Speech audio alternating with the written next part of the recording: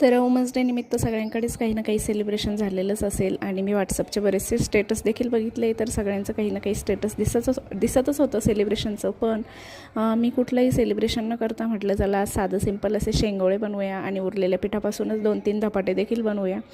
तर कारण सेलिब्रेशन करायचं म्हटलं तर ते करावं पण आपल्यालाच लागणार आणि जे उरलेला नंतर भांड्यांचा जो राडा पडणार आहे तो देखील घासावा आपल्यालाच लागणार. त्यामुळे म्हटलं चला कुठलंही सेलिब्रेशन वगैरे नको, कुठलाही दिवस आपल्यासाठी सारखाच, म्हणून छान असे शेंगोळे बनवायला घेतले. तर हे ज्वारीच्या पिठाचे मी आज शेंगोळे बनवलेले आहेत. तर असे तुम्ही बनवता का नक्की सांगा. तर मिक्सरच्या भांड्यामध्ये लसूण, जिरे, मिरची हे सगळं बारीक करून घेतलं. ज्वारीचं गव्हाचं पीठ टाकलं, छान असा उंडा मळून घेतला आणि त्यानंतर शेंगोळे बनवून मस्त असे शिजवून घेतले. ही रेसिपी तुम्हाला आवडते का नक्की सांगा. आम्हाला तर सगळ्यांना खूप जास्त आवडते आणि खायलाही अगदी हेल्दी आणि पौष्टिक अशी असते. चला तर मग भेटूया परत, बाय.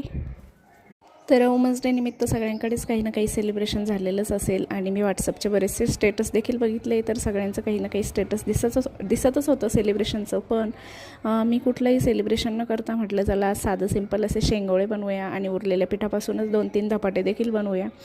तर कारण सेलिब्रेशन करायचं म्हटलं तर ते करावं पण आपल्यालाच लागणार आणि जे उरलेला नंतर भांड्यांचा जो राडा पडणार आहे तो देखील घासावा आपल्यालाच लागणार. त्यामुळे म्हटलं चला कुठलंही सेलिब्रेशन वगैरे नको, कुठलाही दिवस आपल्यासाठी सारखाच, म्हणून छान असे शेंगोळे बनवायला घेतले.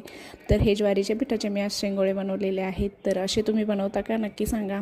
तर मिक्सरच्या भांड्यामध्ये लसूण, जिरे, मिरची हे सगळं बारीक करून घेतलं. ज्वारीचं गव्हाचं पीठ टाकलं, छान असा उंडा मळून घेतला आणि त्यानंतर शेंगोळे बनवून मस्त असे शिजवून घेतले. ही रेसिपी तुम्हाला आवडते का नक्की सांगा. आम्हाला तर सगळ्यांना खूप जास्त आवडते आणि खायलाही अगदी हेल्दी आणि पौष्टिक अशी असते. चला तर मग भेटूया परत, बाय.